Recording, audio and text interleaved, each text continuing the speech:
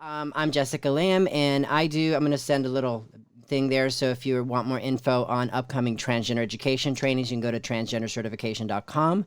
Our next training is happening in October. It's a 5-hour workshop on the evolution of the transgender community over the last 10 years. And there's a lot to go over the last 4, as you can imagine. So anyhow, going to give you a quick little 101 here on what transgender is. So what is exactly the T in LGBTQ? So, right now, what the transgender community really is looking for, we're striving for to be honored and respected and to be affirmed. So it's more than just saying, I accept you for who you are. You can accept something as not true, but when you affirm something, it means you believe it to be true. So, that's affirmation is a more powerful word to use when you are affirming somebody for their gender identity. So the basic question that we as humans in this world ask ourselves is, who am I? So we've asked this question of ourselves since we were teenagers, I'm sure. And if you were raised in the middle of a jungle somewhere by wolves, at some point in time, you're going to ask yourself, well, am I a wolf? Well, we find out I'm not hairy like a wolf. I don't walk on all fours. I don't bark like a wolf. But so who am I? Well, according to this little fork who couldn't decide whether it was a fork or a spoon, so here we've got Forky, it's a spork, right? So we could be a number of things, but who am I really kind of consists, if we want to look at the spectrum here, who am I is basically 4 components of sexuality. So we have your gender marker assigned at birth. Now, we have these things now where we can just kind of do a little sonogram, and if we can tell what's in between the legs. We say, oh, it's a boy. Oh, it's a girl. The reality of it is we know what part of the reproductive process this child will make, but we don't know what gender they are. But we'll assign blue or pink, as, and throw a gender reveal party. The last gender reveal party they did in California started some fires. So that maybe these whole gender reveal parties need to go up in flames moving forward, because you really don't know until that child can come and let you know how they feel about their gender. So, and a quick little side note, pink and blue, these colors were really associated with the Nazi Germany when Hitler assigned colors to people of the gay community and used pink if you were somebody who was effeminate or a lesbian or gay or anything in between. So this idea of blue and pink actually comes from very pagan type roots. So, what am I? So, in some cases, gender identity doesn't really define how you decide to express yourself later. So there's gender expression. This is the cues, the props. These are the things that, we adorn ourselves with, or how we move our bodies, just to give cues to other people on what gender we might be. So we can either have masculine clothing or masculine body presentation, or cues that are very masculine. You think about putting your arms to your side like a superhero like this. Most people would associate that as like a masculine pose. But, you could be a Wonder Woman doing a pose like this, right? So I always challenge people, go ahead, put your arms, right there on your waist and see how that empowers you. So feminine, that's another form of gender expression. And what are some of the gender props we might use? Earrings, makeup, skirts, things of that nature. And if you see somebody wearing these things, it's usually a cue on how to address them, right? However, gender identity goes a little deeper than just the expression. So first you have your gender marker, which is what's between your legs, right? This is what you were assigned at birth. Then you have your gender expression. This is what I'm expressing to the world as far as my masculinity or femininity. And my identity really goes to the core. This is I am male, or I am female, or I am both, or I am neither. So this has to do with a lot more of self-identity. And then what often gets confused with gender identity is sexual orientation. Sexual orientation basically is, who am I attracted to? So just because you were born with a penis between your legs doesn't mean that you're going to be attracted to somebody with a vagina between their legs. Or let's just say tonight you went to sleep, you woke up tomorrow, and what was between your legs magically disappeared and became something different. So if you went to bed tonight with a vagina and there was a penis between your legs tomorrow, let me ask you this question. Would that change who you're attracted to? You might want to go try it out. It might be fun. Maybe you don't need to wear a strap-on tonight, and that would be pretty cool. But inherently, it doesn't change who you are attracted to. So think about that as a transgender person. What's in between your leg doesn't define who you're attracted to. And so many cultures will really confuse that. They'll say that somebody transgender is super, super, super gay. So gay, they want to just dress and present in the other gender. That's not the case. So once you can kind of separate the two, it makes it a little bit easy to understand. So here's our famous acronym, right? LGBTQ, and now we've added 2 Q's and 2 A's and 3, and well, let's just get rid of all, and we'll put a plus after the Q.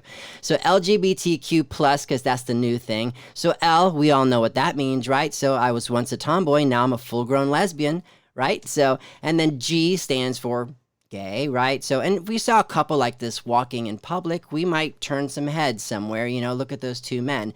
But ironic that if 2 women were walking around in the same fashion, that wouldn't turn heads. But if a transgender person who you could clock, essentially, and clocking means is that, you know, this could be somebody we might perceive as a man wearing female clothing, you know, that turns heads. So it's interesting how perceptions come into play. Bisexuality, now, you know, some people is like, you know, make up your mind. Are you attracted to boys? Are you attracted to girls? Okay, well, bye-bye. So bisexuality really is a form of sexual attraction to both genders. So it doesn't have to do with, you know, making up your mind. That's the Q part, questioning. So, and we all go through a questioning phase. You know, I call that my college phase. Now, some people tend to confuse bisexuality to something that most kids today will identify it with is pangender. Pangender is not out of the frying pan into the gender world. It's about heart, not parts. So I'm attracted to this person. Why is this important and why am I bringing this up, especially when we're talking about trans? So what about pansexuality that's important? So you see a couple sitting here. So this couple, let's say, you could see the picture right there. There's a man and a woman who got married. She fell in love with this man and they got married. They had children and they were spending their lives together. And 15 years later, this gentleman tells his wife, honey, I feel like I should have been born a woman and I would like to transition. Now, wife has a decision. In some cases, wife would say, bye, I didn't sign up for this. I didn't marry you. I married a man, not a woman. But, you know, for those who take their vows seriously and for those who really love their partner, they might say, I don't really understand this. I don't know if I'm okay with it, but we can explore this. I will love you regardless and be there for you.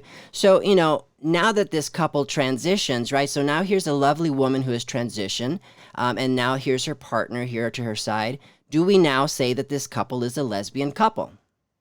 Maybe if she identified as a lesbian, but she probably doesn't because she was a heterosexual woman when she married her husband. She didn't ask her husband to become a woman.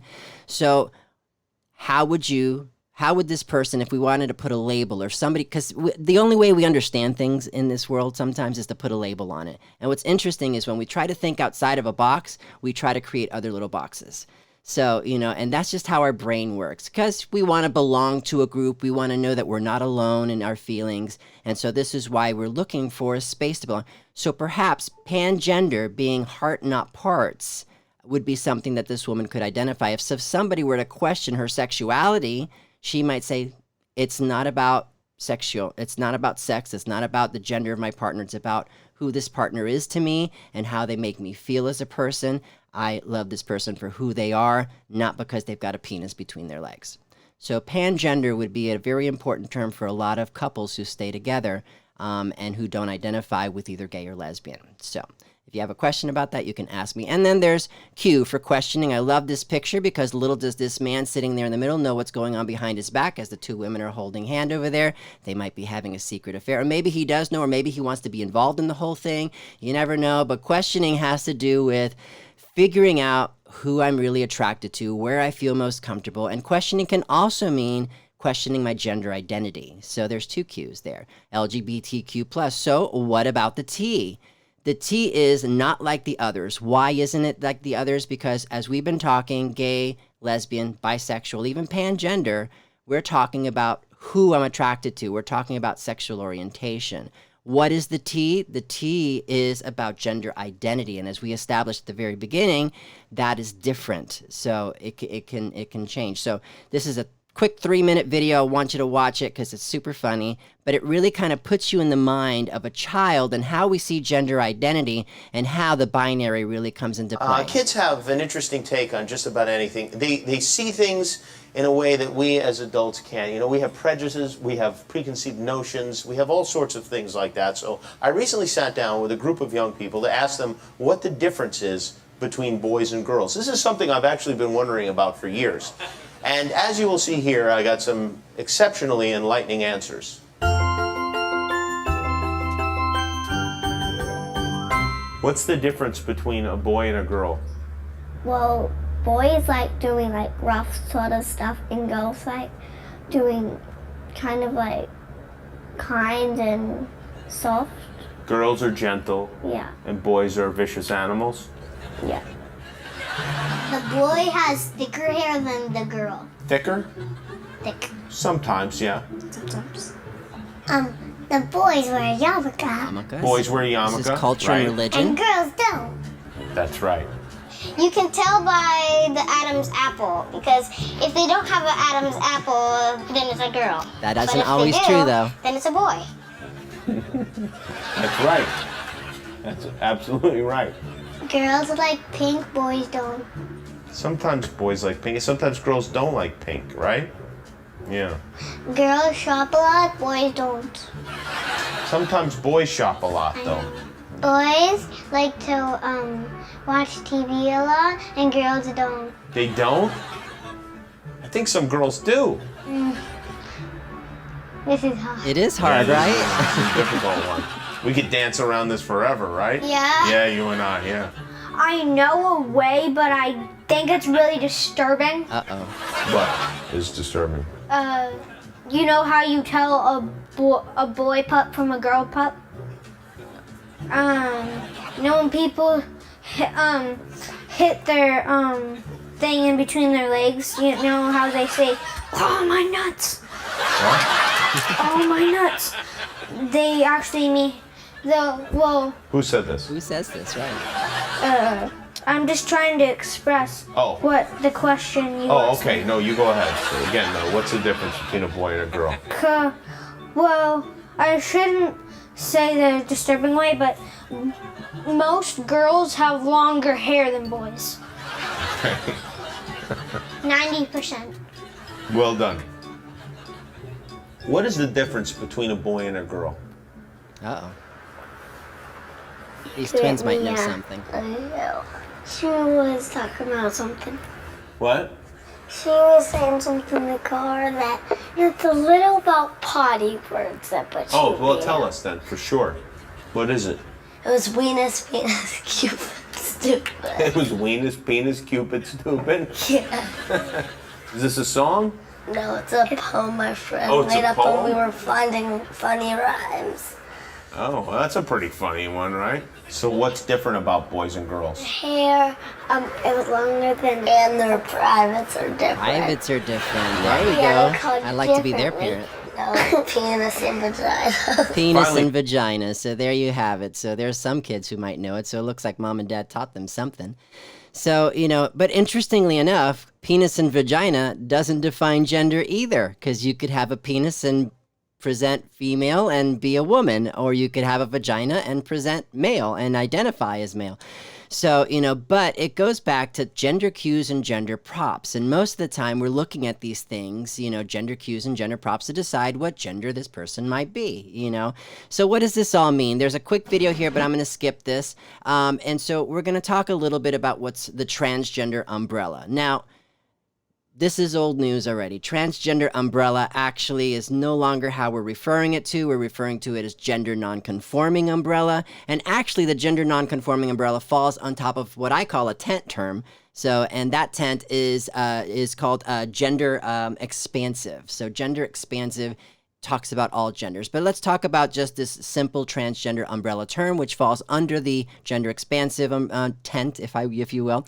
It's a general term that applies to the variety of individuals, behaviors, and groups which involve tendencies or behavior that differ from binary gender identities. These are typically assigned at birth and are conventional roles that society traditionally has defined, and very important to note, can be someone of any sexual orientation. Transgender is a 21st century term. So this is a term that only towards the end of the 20th century we started to use. Before the 1990s, in the 1980s, in the 1950s, 60s, 70s, and all the way back into the 19th century, the term was coined transvestite by Magnus Hirschfeld way back then in the late 19th century. And in the 20th century, the term transsexual came out. This was in the early 1900s. We're talking 1915, 14, in and around that area. So transgender became this umbrella term. And most of the time when we think of transgender, the stereotype is the first thing that pops in most people's head. So you could see this cartoon depicting somebody who's standing at a bus stop and another one who's post-op, and the post-op person looks like a man dressed in a dress. And this is usually the first image, and they're standing in front of a sex change clinic there as well. So most people assume that every transgender person wants to go get a sex change operation, and that's not really true. So transvestites is the term I had mentioned to you, which is an individual who dresses in clothes of the opposite sex. They may adopt behaviors or practices to pass in public, but they generally don't want to change their bodies medically. So transvestite is a term that we don't use so much now in the 21st century because late in the 20th century, transvestites was associated with paraphilia, with insubordinate behavior. This would be like a man who gets off by wearing women's panties or high heels. So it became something that was more of a deviant sort of thing.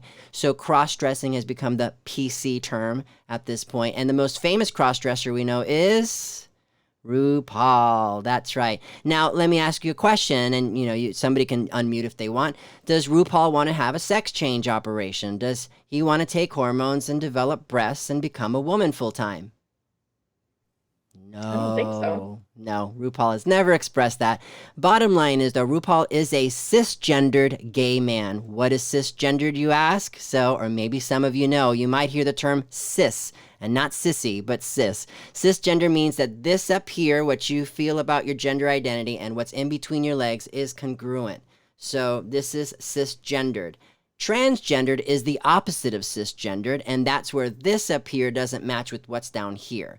So RuPaul is a gay man who is cisgendered, is happy with having a penis in between his legs, happy presenting as male as well. He's a gay man, but loves becoming fabulous and becoming the great RuPaul. And I'm sure he loves to make lots of money as RuPaul. I'm sure he loves the mansion he lives in and the Mercedes he probably drives. So, RuPaul is a personality. It's a form for him to express himself and to make money. So drag is for entertainment purposes. And so this is not to be confused with somebody who's a cross-dresser.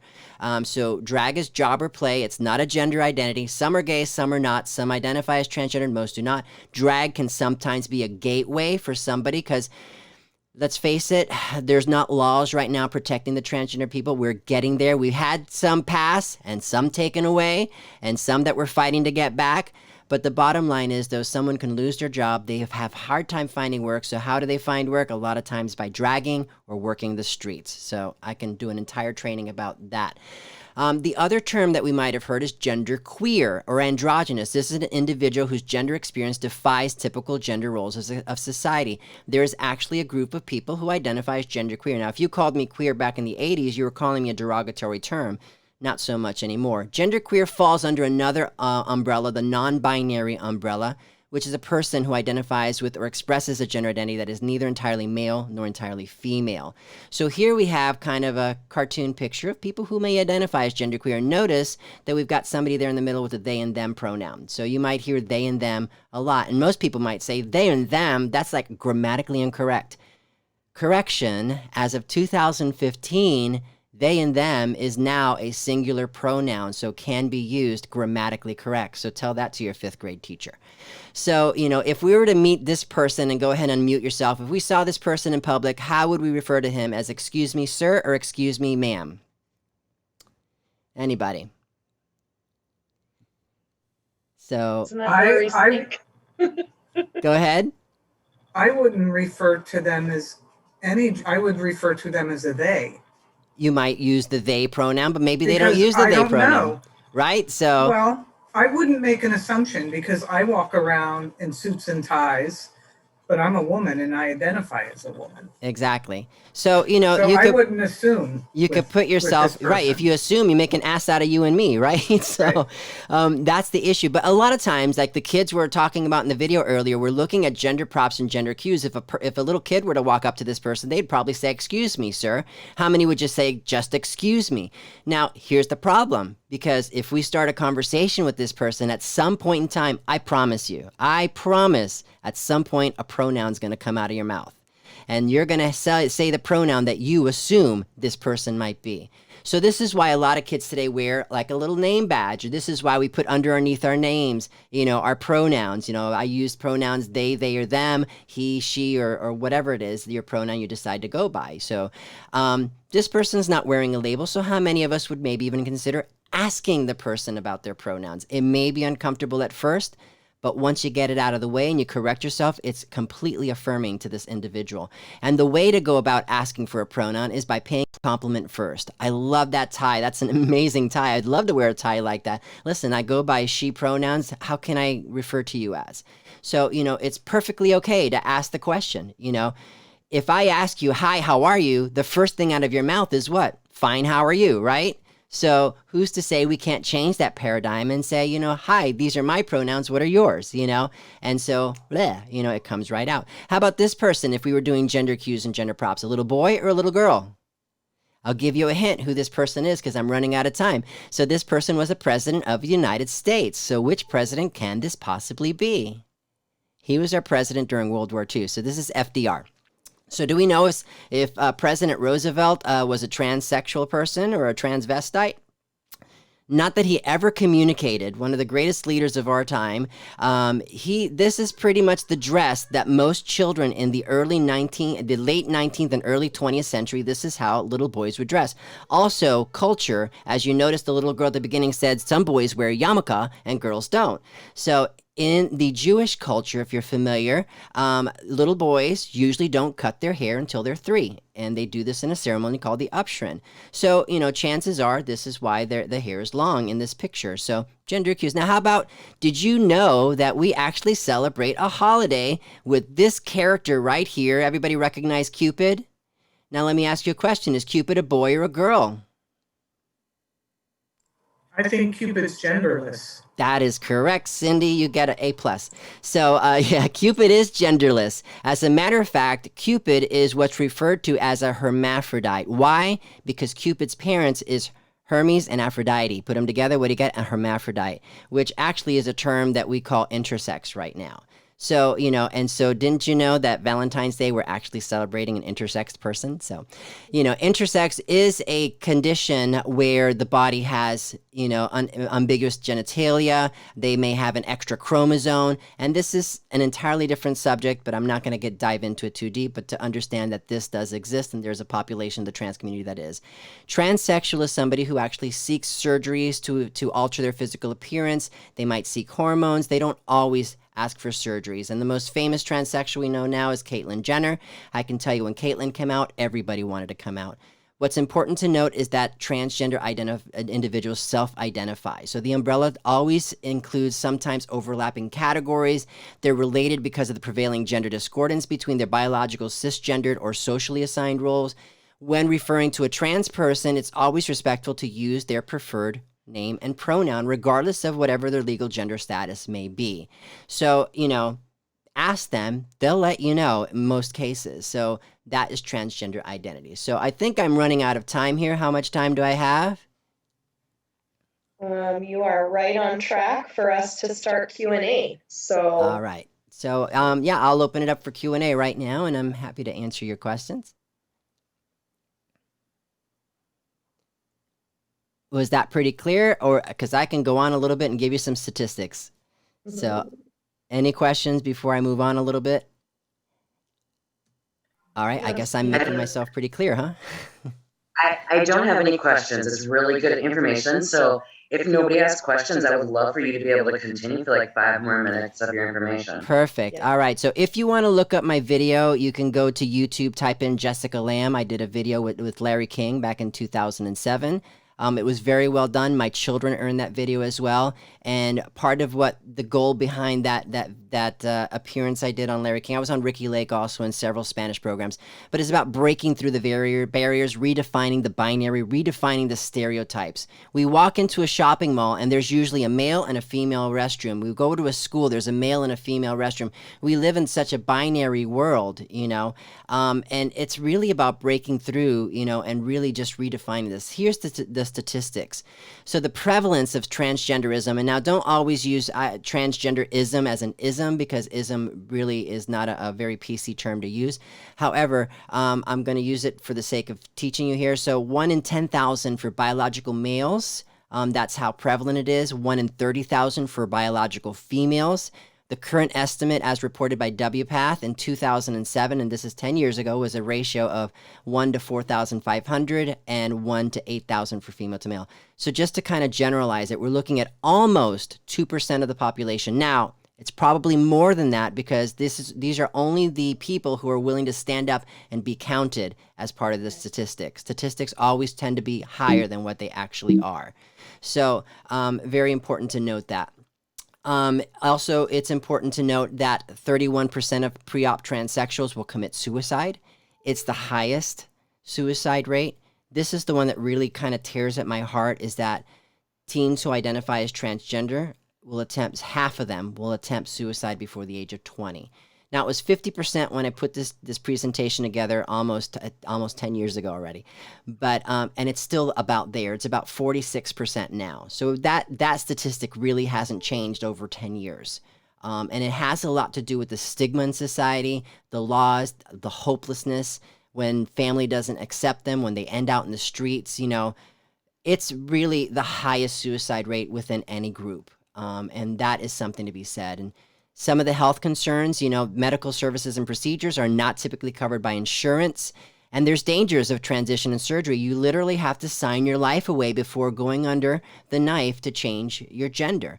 And they're costly, they're expensive. The cost of gender, and not just the financial cost, we're talking about 50% of transgender, gender fluid Americans report having to teach their medical providers. Imagine going to therapists, right? Sitting there to try to work through your issues, and you're paying them to educate them about you being transgender, because maybe they don't know. And that's why we offer this training through transgendercertification.com.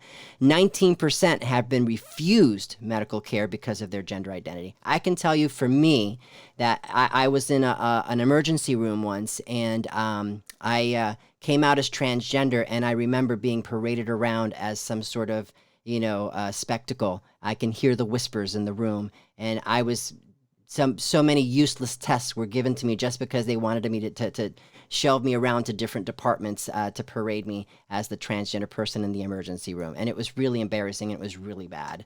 It was not the greatest experience. So changing the common misconceptions and beliefs in education, we need to instruct about appropriate behavior and teaching respect by discovering, because what's normal? We like to define what normal is. What is the definition of normal? The definition of normal really is that we're all different, because there's no two things alike in the entire universe.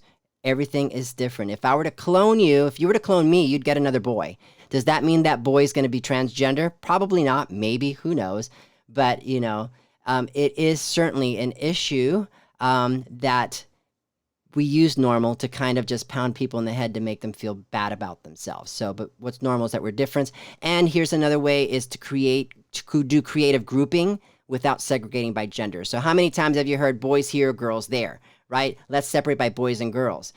How do you think that alienates somebody who identifies as transgender or as neither? So creative grouping means, using a creative way, birthday months, you can do years. You can do, my favorite one is 1, 2, 1, 2, or 1, 2, 3. So you assign 1, 2, 1, 2, and all the ones here and all the twos here.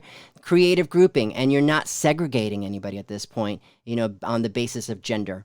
So, anyhow, orientation, discrimination. There's discrimination within the gay and lesbian community, and there's transphobia. So I'm going to kind of speed through all this so I can wrap it up. But basically, our goal is to strive for equality and breaking free from the common stereotypes, creating a comfortable and safe social and professional space, and constructively addressing health issues and concerns.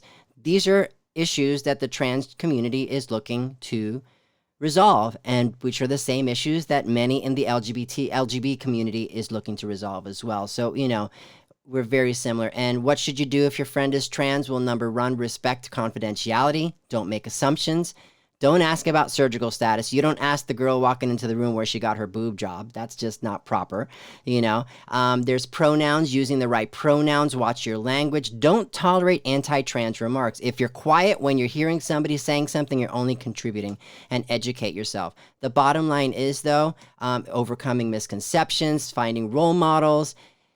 It's time to show the trans community that we are here to help and support. So please be a trans ally. And if you have any more questions about this, how you can be a better trans ally, or offer a training like this to your staff or to your people in your place of employment, because it's not just you. You may be like totally woke when it comes to transgender, but maybe the people in your office aren't. And that is a reflection on you and your office. And a trans person may just walk out because they didn't get the respect that they deserved inside your office. So anyhow, thank you so much for your time. I really do appreciate it. I'm Jessica Lam, and mic drop. Nice job, Great Jess. presentation, Thank you so Jessica. much. This Thank is you. awesome. It was Thank so you. good. Did a fantastic job of meeting the request, early on to speak about gender and gender issues. And so we're honored that you took the time to spend this time with us and help educate us a little bit. So thank you so much for that.